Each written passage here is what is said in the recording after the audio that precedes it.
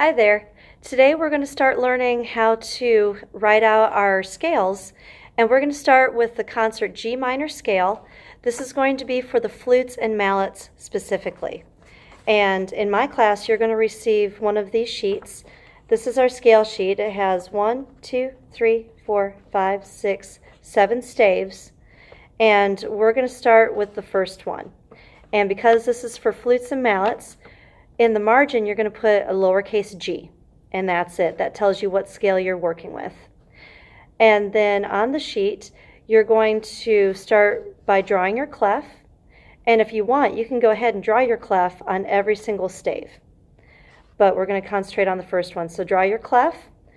And then for the G minor scale, we're going to put our two flats, B flat and E flat. And I'll show you that on the board. And then we've got numbers at the top, 1 through 8. That's because all of your scales that we're going to deal with have 8 notes. That's where octave comes from. Oct is 8. And we're going to start by lining up the notes under the number 1. And don't skip any lines or spaces as you go up to all the way to the end where it says 8. And it's going to be too hard to show you this on here, so I'm going to turn around and show it to you on the board behind me. So let's get started. So the first thing you're going to draw is your treble clef. That's going to start with a line just like that.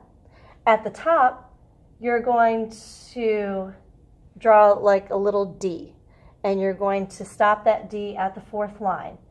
Then you're going to come around on the opposite side like you're drawing a C, and you're going to stop that at the 1st line. Then you're going to circle it around the 2nd line, and that's your G.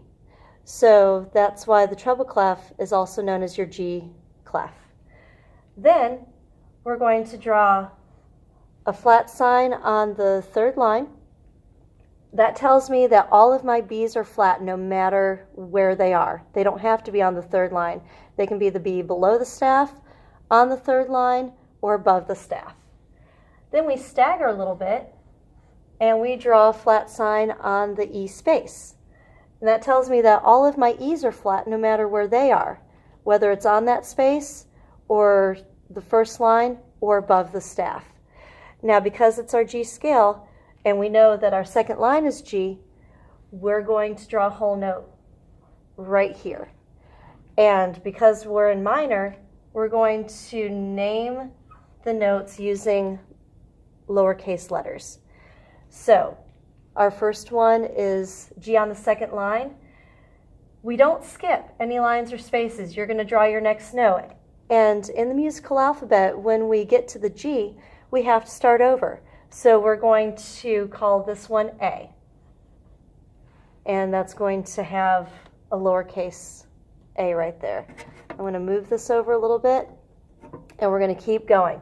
So next up, I'm going to draw a whole note here.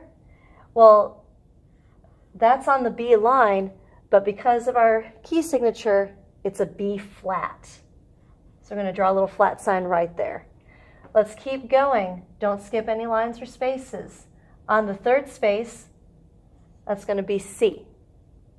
And now we're going to keep going. 4th line, next letter in the alphabet is D. Keep going up in the alphabet. Next, 4th space, well, we know that's an E.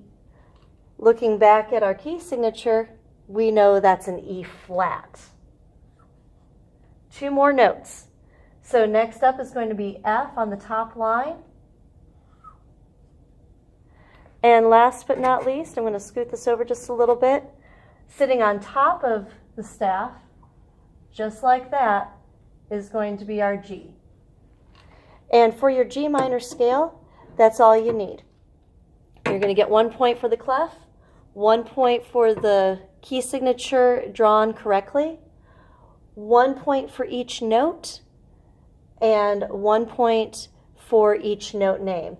And when you draw the notes, make sure that you've got the lines going through the middle for line notes, and that the space notes don't cross over any lines. And that is the G minor scale for the flutes and the mallets.